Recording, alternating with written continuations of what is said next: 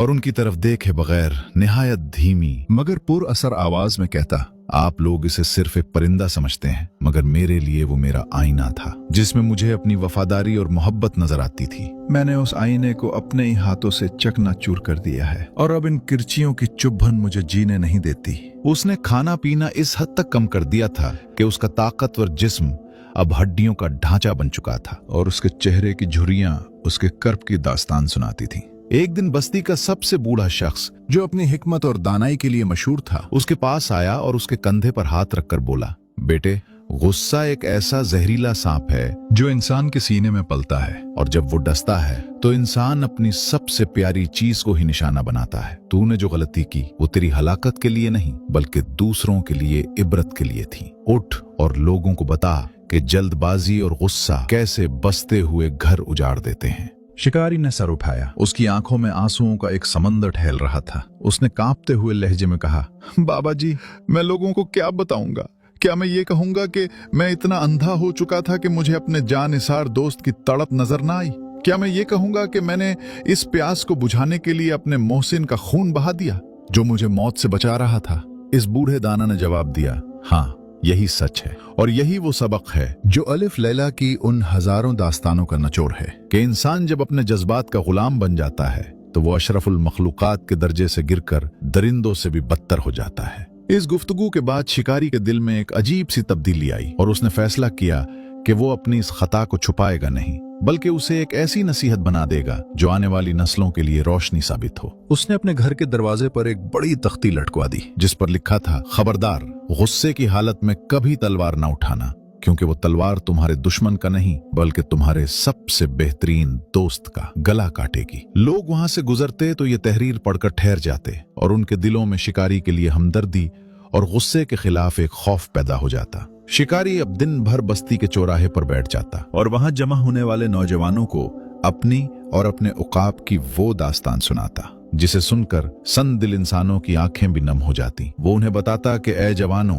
ताकत वो नहीं जो तुम अपने बाजुओं में महसूस करते हो बल्कि असल ताकत वो है जो तुम अपने गुस्से को पी जाने में सर्फ करते हो। देखो मुझे, मैंने एक लम्हे के गुस्से की खातिर उम्र भर का सुकून बेच दिया और अब मेरी रातें उस उकाब की याद में कटती हैं जिसकी एक झलक देखने के लिए मैं अपनी पूरी जिंदगी कुर्बान कर सकता हूँ। इस तरह शिकारी ने अपनी निदामत को एक तबलीग में बदल दिया था, मगर उसके दिल का जख्म अब भी हरा था और वो अक्सर रातों को अकेला उस पहाड़ी की तरफ निकल जाता जहाँ उसके दोस्त की खबर थी और वहां बैठकर घंटों उससे बातें करता, जैसे वो अभी खाक से निकलकर उसके कंधे पर आ बैठेगा। वक्त गुजरता गया, शिकारी बूढ़ा हो गया, मगर अपने उकाब को मारने का पछतावा उसके दिल में ताजा रहा।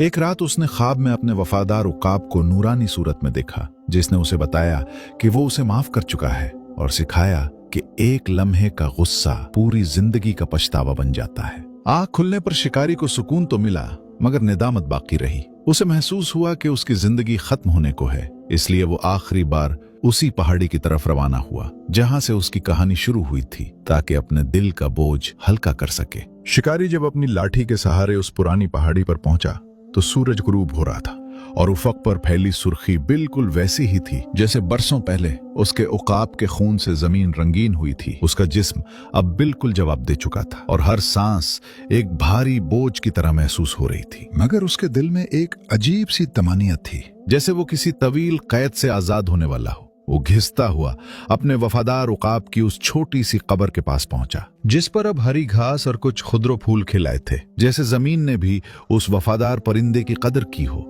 उसने लरसते हाथों से उस पत्थर को छुआ जो उसने खुद अपने हाथों से वहां रखा था और उसकी आंखों से आंसुओं की आखिरी लड़ी बह निकली जो उसकी सफेद दाढ़ी में जज्ब हो गई। उसने अपनी आंखें बंद की और उसे ऐसा महसूस हुआ जैसे हवाओं की सरसराहट में उसका उकाब उसे पुकार रहा हो और उसके गिर्द वही पुरानी खुशबू रची बसी हो जो उस दिन के हादसे से पहले उसकी जिंदगी का हिस्सा थी। उसने आखिरी बार आसमान की तरफ देखा और निहायत ही कुलोगीर आवाज में कहा, ऐ कायनात के मालिक, मैंने अपनी जिंदगी के बेहतरीन साल इस एक लम्हे के गुस्से के कफारे में गुजार दिए हैं। मैंने अपनी जान से अजीज दोस्त को खोकर ये सीखा कि इंसान की सबसे बड़ी दुश्मन उसकी अपनी अना और उसका बेकाबू गुस्सा है। आज मैं अपनी इस खता का बोझ लेकर तेरे हुजूर आ रहा हूं। मुझे और मेरे इस बेजबान मोहसिन को अपनी रहमत के साये में जगह अता फरमा।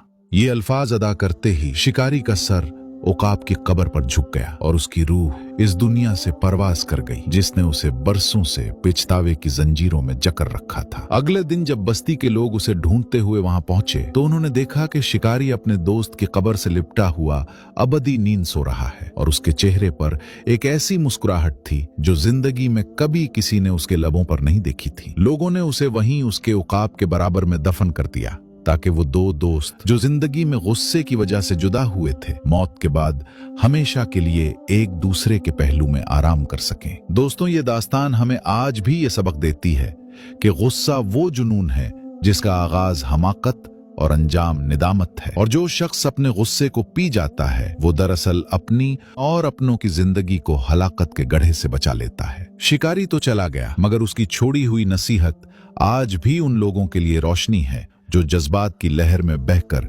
अपने वफादार साथियों को खो देते हैं।